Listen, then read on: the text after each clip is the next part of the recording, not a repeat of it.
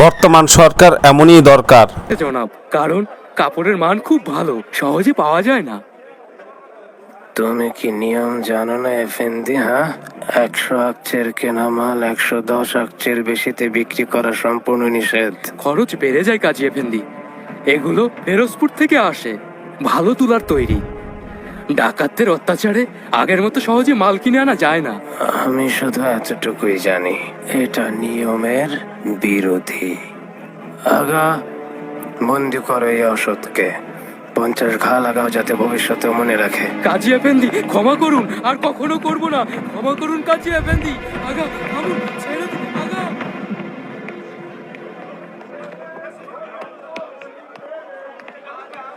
আরে কাজী এফেন্দি, সুস্বাগতম। আপনি?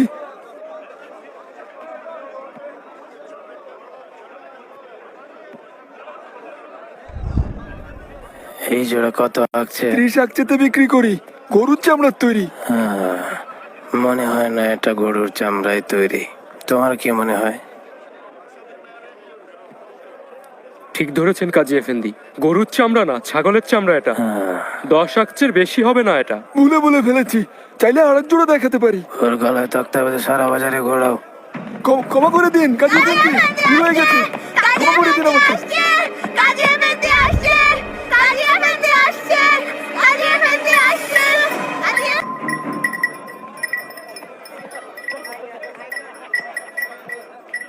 মাত্র এই কয়টা রুটি? আল্লাহর রহমত কাজী এফেন্দি, আজ বিক্রি বেশ ভালো। হ্যাঁ, এখানে কি? এটা এগুলো গতকালের বাসি রুটি, পশুদের খাওয়াবো বলে রেখেছি। এখনো বেশ গরম দেখছি। আমার মনে হচ্ছে তোমার পশুরা খুব ভাগ্যবান। ফিরিঞ্জি এফেন্দি, এটা মেপে দেখো।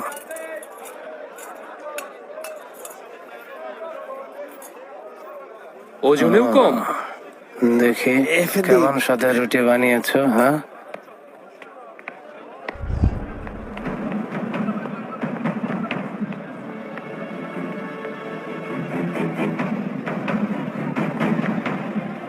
গমের আটায় আবার জবের আটা মিশিয়েছ।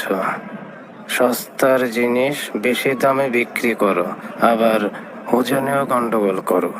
ক্ষমা করুন কাজী এফেন্দি, আরে ভুল করবো না, তওবা। উম্মতে মুহাম্মদ হয়ে তুমি আইন অমান্য করেছ, সেই সাথে ক্রেতাদের সঙ্গে প্রতারণা করা অনেক বড় গুনাহ ফিরিঞ্জি এফেন্দি। এর শাস্তি ভয়ানক। প্রবেশদ্বারে টাঙা ওকে, বাকিদেরও শিক্ষা হয়ে যাক। কাজী এফেন্দি, এই আমি তওবা করছি। কাজী এফেন্দি ক্ষমা করুন। কাজী এফেন্দি আর করবো না, ছেড়ে দিন আগা। কাজী এফেন্দি তওবা করছি।